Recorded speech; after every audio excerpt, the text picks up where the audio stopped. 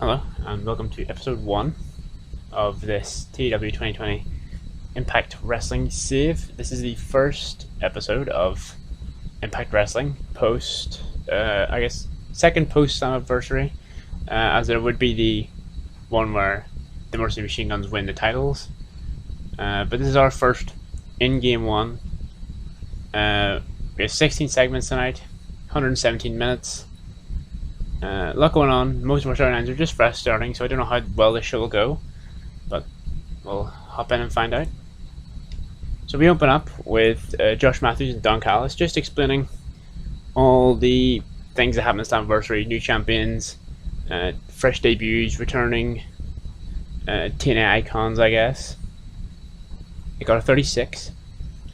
Josh Matthews enjoyed going off script, got the crowd hotter.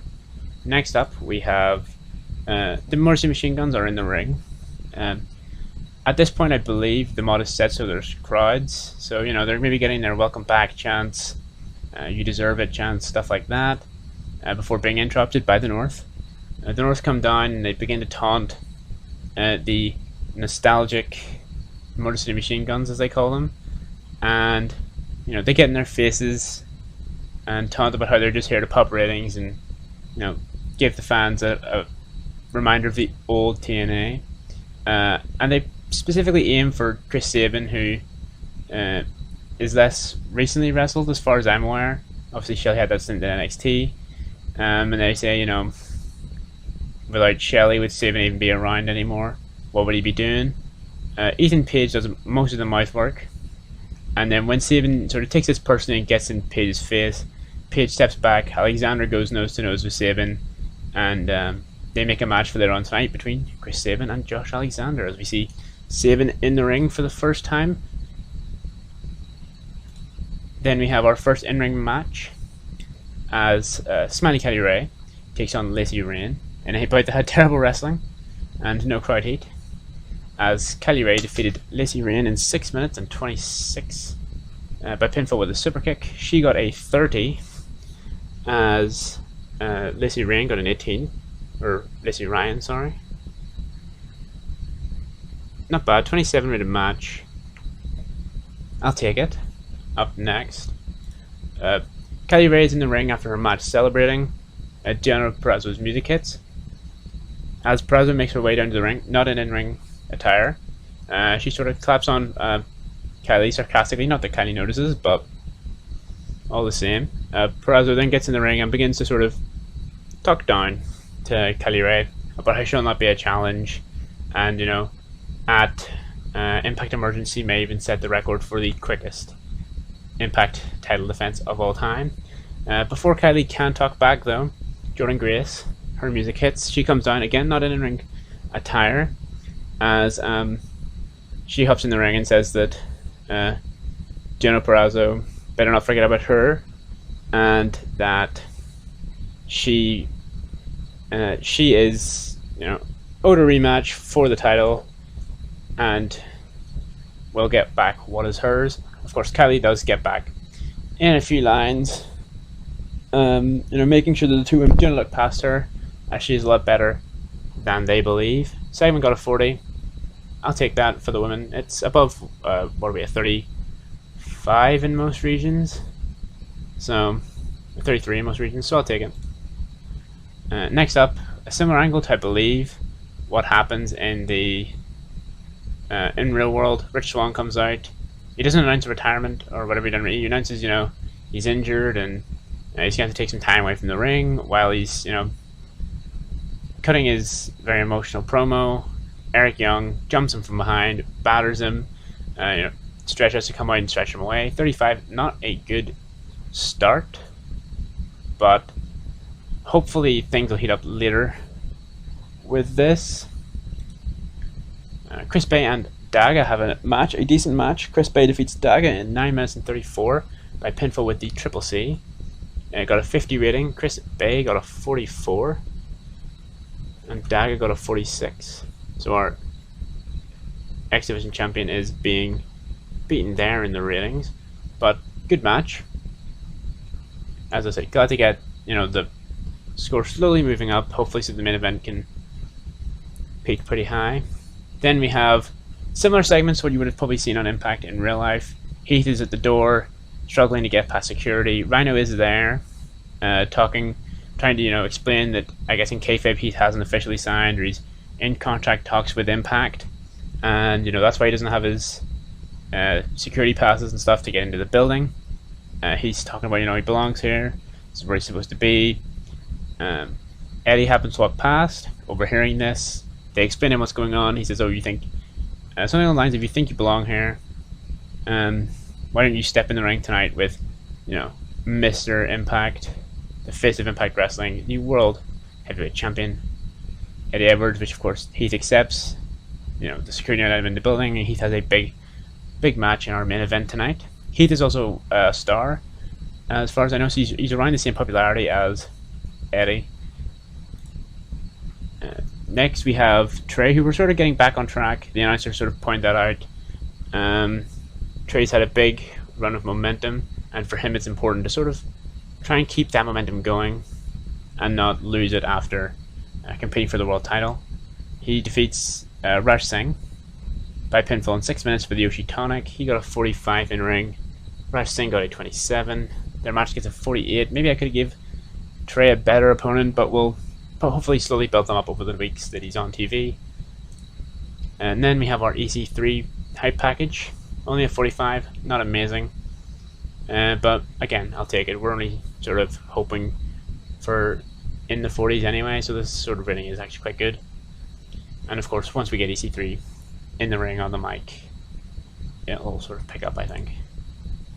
Then we have Moose in the ring. He defeats TJP in a 47. Decent match, just under 10 minutes. Moose wins with a game breaker. Of course, I believe he calls himself the TNA World Heavyweight Champion. TJP, another good in-ring meeting. He sort of gets around that mark. He had a couple matches on Dark, because of course we record everything on the one day. So TJP was one of the better performers on Dark. At the end of the month after the pay-per-view, I think I'll do a roundup so you can know what I'm doing on Dark, and know how certain people are rating in those matches. But I'm not going to record Dark because they're not as important. Nothing big happens, no stories go on, just because it's actually quite difficult to keep track of which week is which if I'm not booking a sort of Dark and then Impact. Then we have a disappointing segment as Carl Anderson and Doc Gallows are in the ring. Pretty much copy and paste that segment that they had on their debut week in here, where Ace Austin and Madman Fulton interrupt them and talk a bit of smack, and then they brawl, setting up maybe a match for next week. We'll find out. Why was this so bad? I don't know. Announcing quality was low experience. Just nothing interesting. What does that mean though? What do I need to change? Is it just because there's no heat on the angle? If you know, I guess let me know in the comments. Then we have a 51 match, very good match, as Chris Sabin defeats Josh Alexander in 11:35 with a roll up. Surprisingly big match, showing that he's not just a tag team guy, and getting one over on big Josh Alexander. He got a 44. Chris Sabin getting a 51, the second best rating of tonight, I believe. And I think that's the best match tonight as well. Hopefully the main event will be better than it, but fingers crossed. Of course, then we have the Motor City Machine Gun celebrating their win, Sabin's singles win, and the North just looking outraged outside the ring as they sort of walk away. 40 for Eddie Edwards' interview with Madison Rayne, where he discusses Eric Young's attack, where he's asked about Eric Young's attack on Rich Swann. Obviously, it seems like Eric Young is, trying to set a statement for the rest of the locker room, and obviously she asked about Heath and how he feels going at his title match tonight. Madison Rayne done a very good job of improvising. She's not on commentary because Don Callis is there all the time, because I'm using Don Callis, so we're probably just going to use her as an interviewer, maybe bringing in her talk show every so often, but this would have just been a normal backstage interview.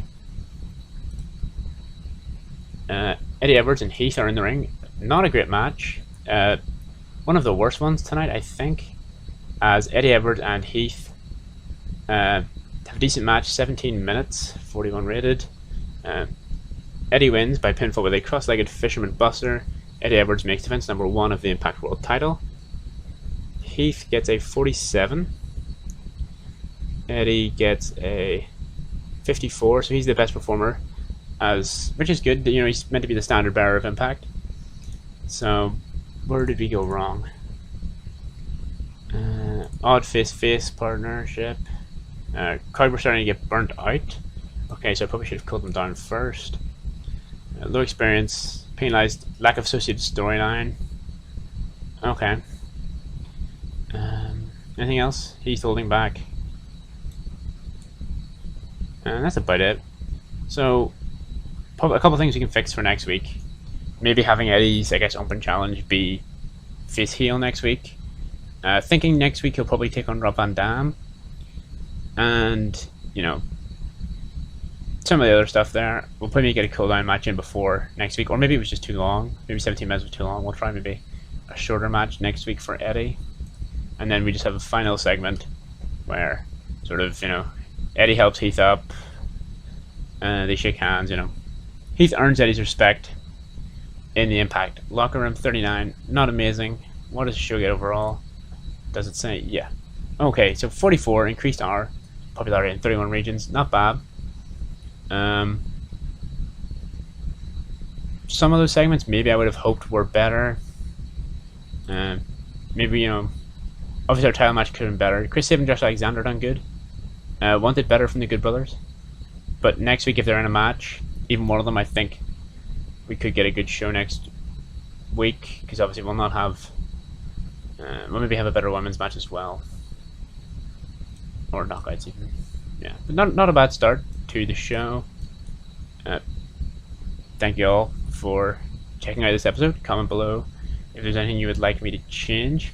Or anyone you want me to bring in. Of course, we record all of these Impact episodes into one slot on the one day, so the rest of the month will just be, I guess, me simming through. So if you want me to pick up anybody, put it in the comments below. I have a couple guys on my mind maybe, but I don't want to just bring in a bunch of people after they've in real life just brought in a bunch of people. But yeah, thank you for watching. Like, comment, subscribe.